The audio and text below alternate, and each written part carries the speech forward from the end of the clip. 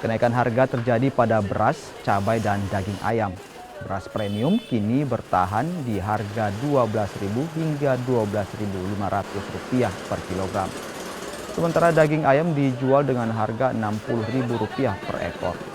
Sementara itu harga cabai mencapai Rp70.000 per kilogram dari harga sebelumnya Rp30.000 per kilogram.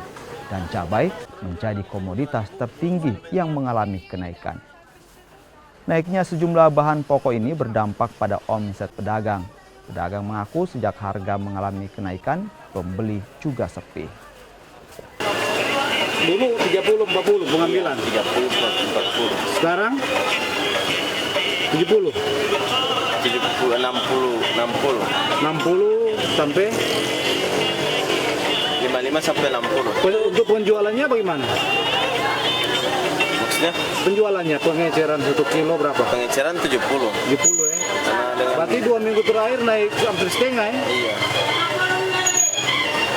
Itu rica lokal atau dari luar daerah?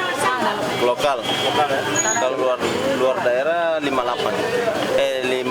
68 68. penjualan.